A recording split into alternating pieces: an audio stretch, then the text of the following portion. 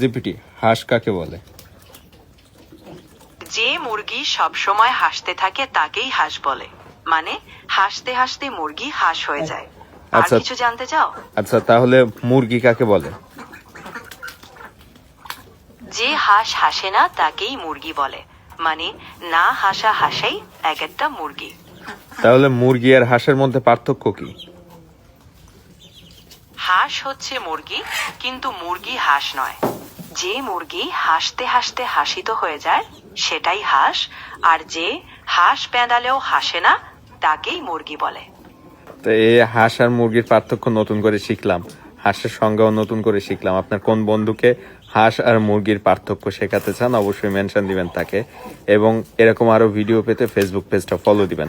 ChatGPT আমাকে নতুন করে মানে হাঁস আর মুরগির বাইরে আবার পাখি কাকে বলে এই সংজ্ঞা শিখাতে পারো? পাখি হলো এমন এক শ্রেণীর প্রাণী যাদের পালক থাকে, তারা ডানা মেলে উড়তে পারে, আর বেশিরভাগ পাখি ডিম পারে। মানে যা আকাশে ওড়ে আর ডানা ঝাপটায় সেই পাখি। কেন মুরগি দিয়ে সংজ্ঞা দিলে এরকম সংজ্ঞা হয় না পাখির কোনো? ঠিকই বলেছেন, মুরগিও আসলে পাখি, কিন্তু তারা উড়তে পারে না। তাই পুরো পাখি জগতের ভেতরেও কত রকম বৈচিত্র্য আছে, তাই না? মুরগি আর পাখির পার্থক্য কি? মুরগিও এক ধরনের পাখি, তবে ওরা সাধারণত উড়তে পারে না, আর আমরা এদের গৃহপালিত ভাবে রাখি।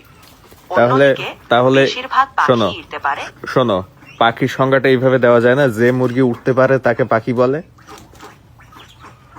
ঠিক, সেটা একদম সঠিক নয়।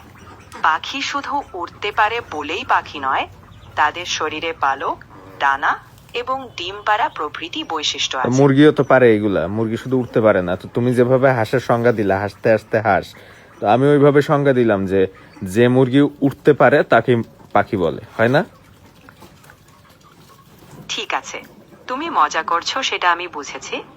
আসলে সব মুরগি পাখি, আর সব পাখি উড়তে পারে না।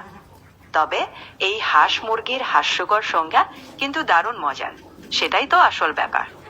এরকম আরো ভিডিও পেতে ফলো দিবেন পেজটা, এবং ভিডিও বন্ধুদের সাথে শেয়ার করতে ভুলবেন না।